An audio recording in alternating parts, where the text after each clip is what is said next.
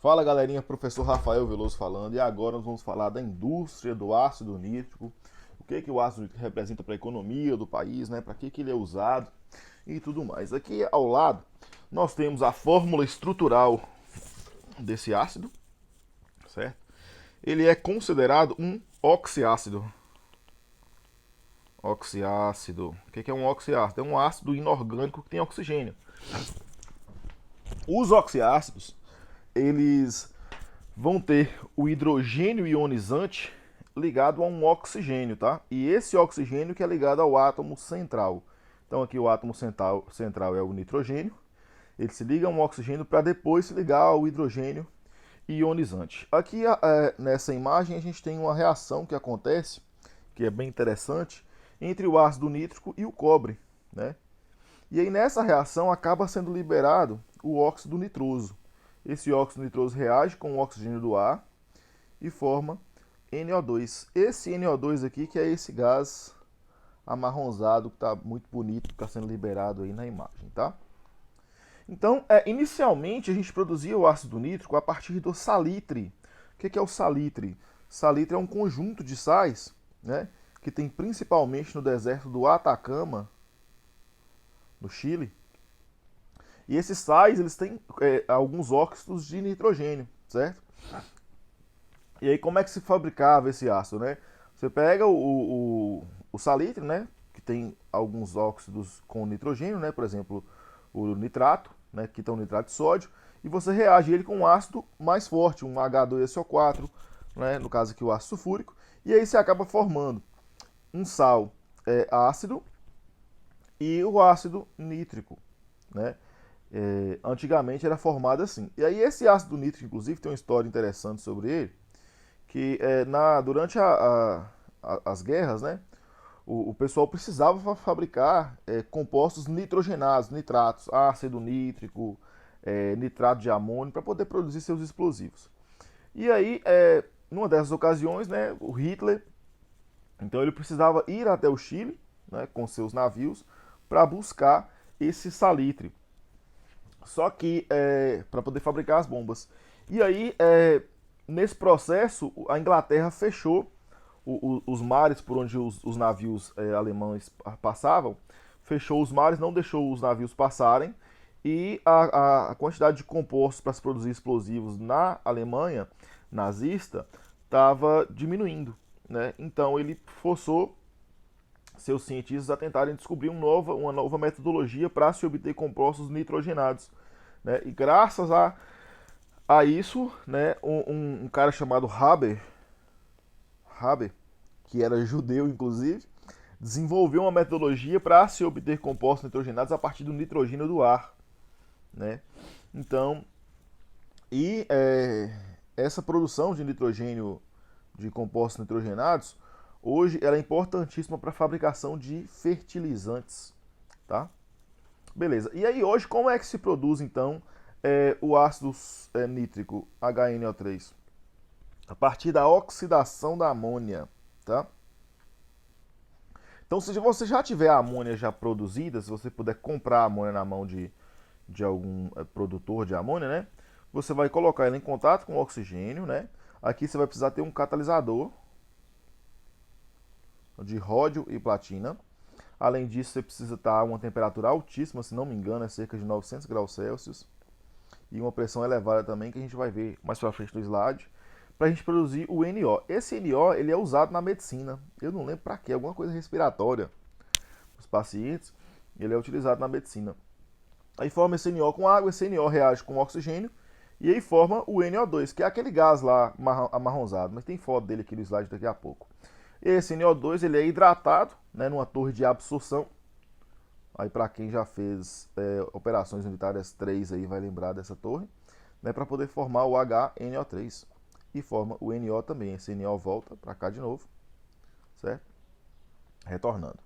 Então olha a imagem aí do NO2 sendo formado.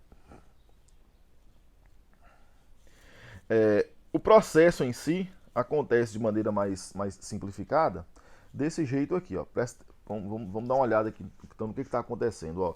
Você pode pegar o N2 e o O2 e passar por um processo de separação de gases. Por quê? Você quer produzir amônia, que é NH3, e na amônia você não precisa do oxigênio, você precisa só do nitrogênio. Ó. Então você tem que sair com o nitrogênio daqui.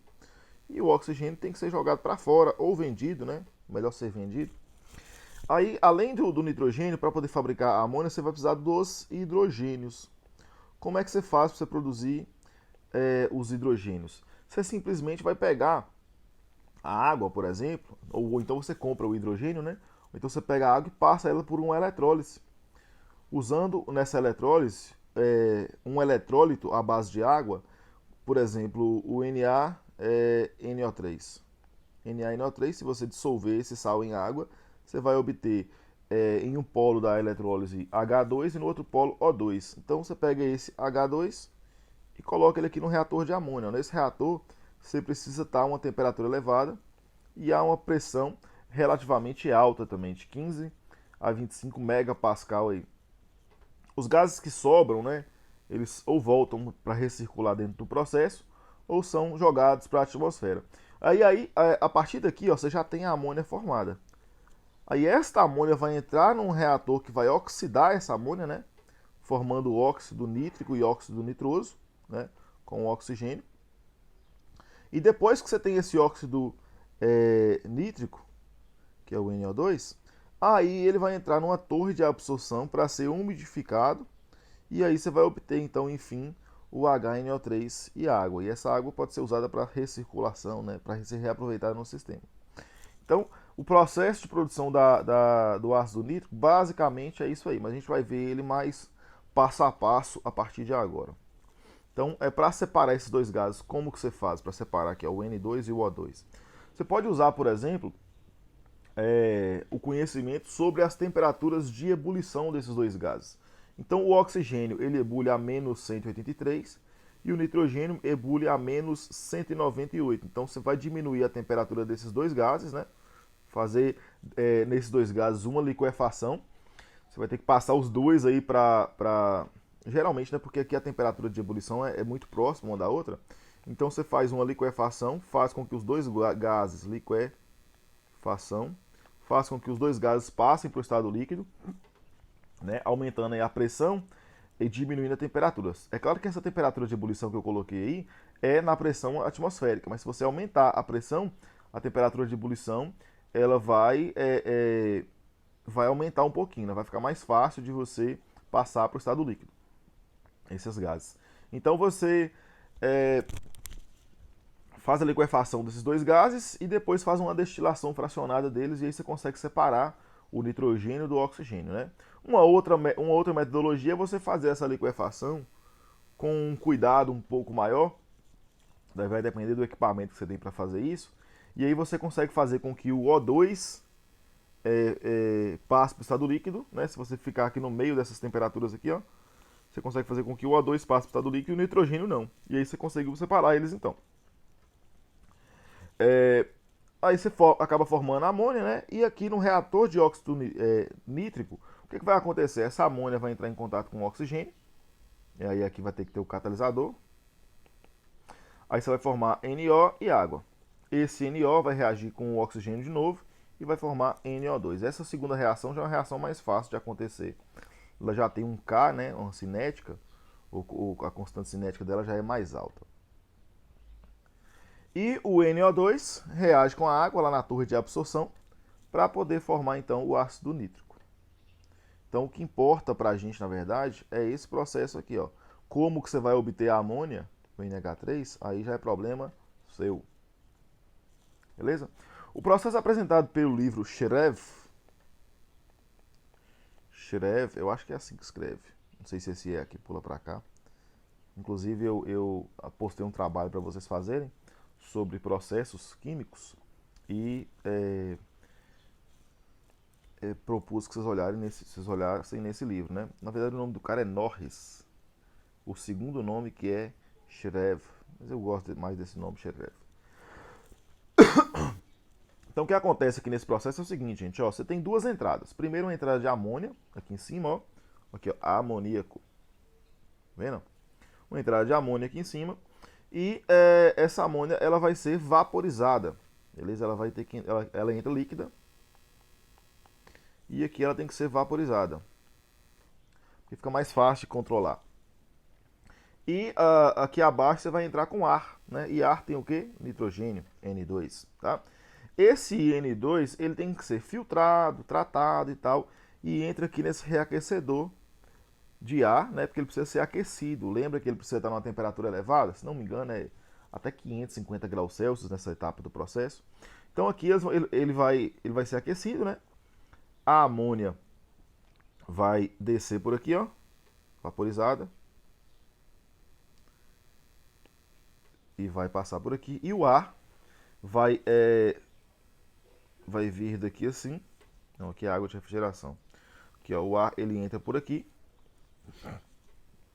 passa aqui por cima, é filtrado e entra aqui. E aqui ele entra em contato com com a amônia. Beleza? E aí acontece a reaçãozinha lá para formar o óxido de nitrogênio. Deixa eu passar o slide. Os dois entram em contato e essa reação de oxidação da amônia acontece. Depois que essa oxidação da amônia acontece, esse NO ele precisa ser resfriado, né? Ele não pode entrar tão aquecido não. Então aqui você tem uma caldeira a calor perdido, né? Essa caldeira vai trocar calor aí do NO para ele resfriar um pouquinho, né? E aí você vai passar ele depois por um filtro, né? E depois você vai começar a hidratar o NO em excesso de O2. Você vai começar a hidratar ele em excesso de O2. Para depois ele cair na torre de absorção, que é a coluna de absorção, que está aqui, ó. Essa coluninha aqui, ó. Nessa coluna, na base dela, acontece a reação entre o NO e o O2. Beleza? E aí forma o NO2, que é aquele gás amarronzado.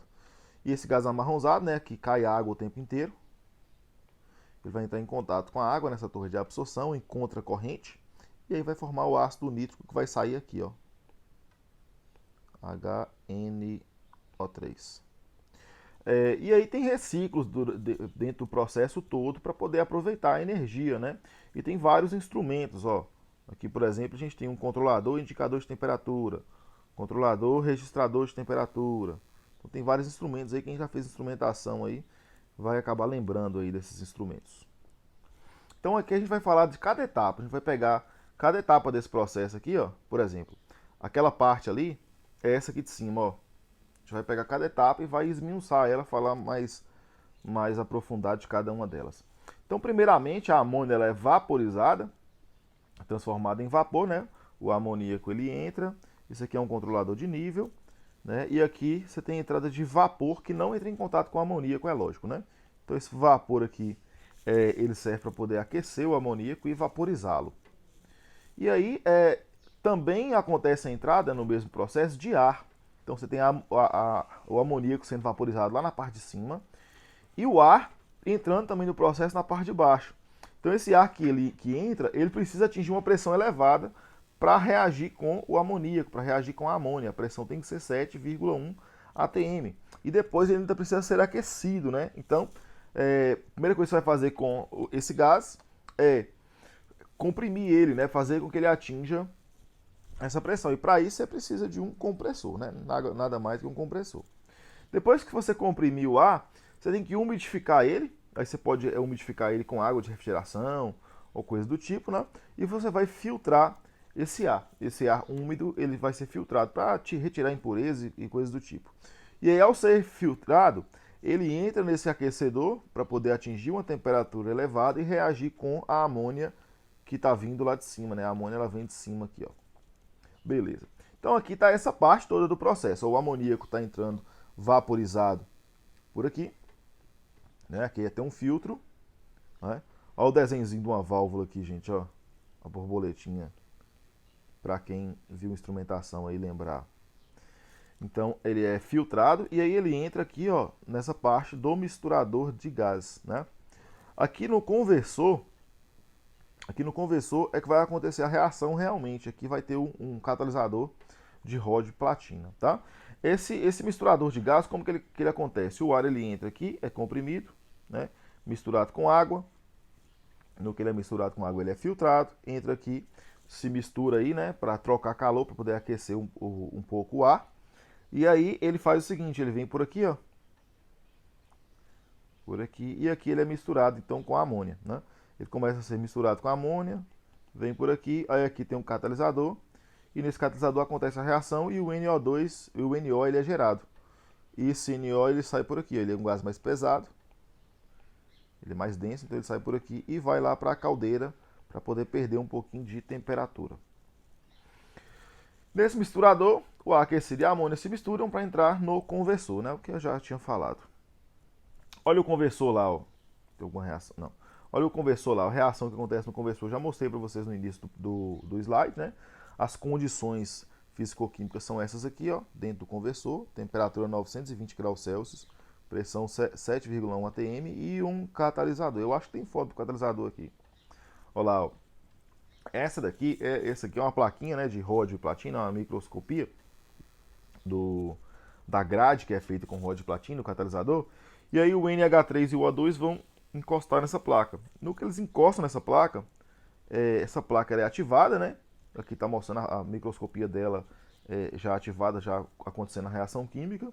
E aí depois você tem a formação aí do NO e das águas, né? Esse catalisador ele é bem caro, tá? Ele é bem caro. Esses metais aqui não são baratos, não.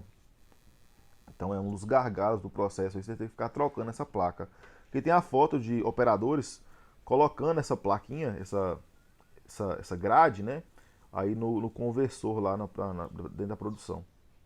Volta e meia tem que trocar, porque ela se degrada, né? Joia. Depois que a reação acontece, o NO2 vem para a caldeira a calor perdido, certo? Para sofrer resfriamento e hidratação sucessiva do NO. Deixa eu dar uma olhada numa reação aqui.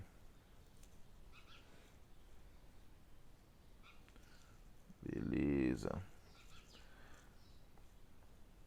Hidratação sucessiva do NO. E aí depois disso, ele resfria mais ainda em um trocador de calor. Então aqui, ó, ele vai passar por um filtro de novo. Sempre é bom você ter um filtrozinho. E aqui ele vai ficar circulando nesse trocador de calor. E esse calor que é gerado, gera vapor e esse vapor é reaproveitado pela indústria. Então depois que esse NO é refrigerado aí sucessivas vezes, né, ele vem para cá. Aqui ele é adicionado aqui na base desse conversor e também é adicionado aqui em cima para poder para a reação acontecer com o oxigênio e com a água. Então, essa absorção, né, gera nesse processo aqui na base aqui, ó, vai gerar o NO2. Esse NO2 vai começar a querer subir e vai ter água aqui em contracorrente. Ao ter água em contracorrente, a reação vai acontecer e vai formar o ácido nítrico segundo essa reação que está aqui embaixo. Ó. Beleza? Aí só para relembrar, para quem já fez operações unitárias 3, está acontecendo, né, uma troca de massa e depois uma reação em contracorrente. Então o gás está subindo. Que gás é esse? NO2. E o líquido está descendo. Que líquido é esse? H2O. Certo? E aí nessa interação vai acontecer uma reação química aqui dentro dessa coluna de absorção, coluna de lavagem, tá? Aqui embaixo nós temos um outro controlador de nível que vai controlar a abertura dessa válvula que vai possibilitar ou não a saída do ácido nítrico. Essa interação de operações 3 ela pode ser estudada a partir da lei de Henry. A lei de Henry, ou a lei de, aqui está a união da lei de Henry com a lei de Raoult. É o que vai dizer, por exemplo, quanto que um gás é solúvel na água. Por quê? Em um líquido, né?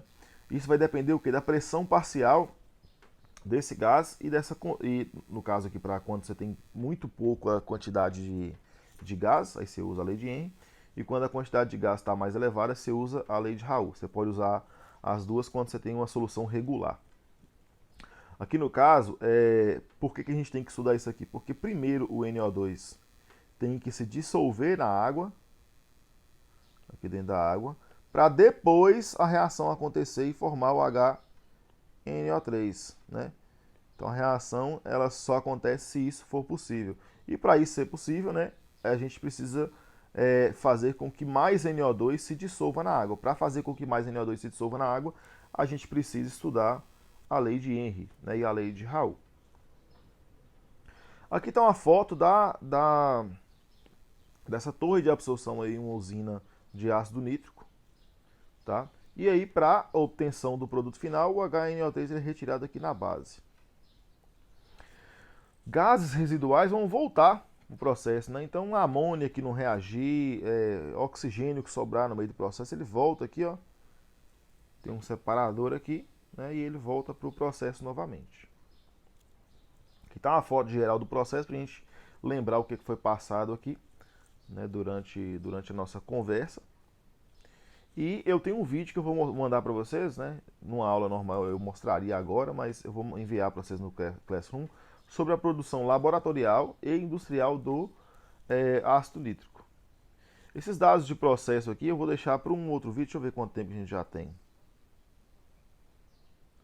Vou deixar para um outro vídeo porque já está muito grande.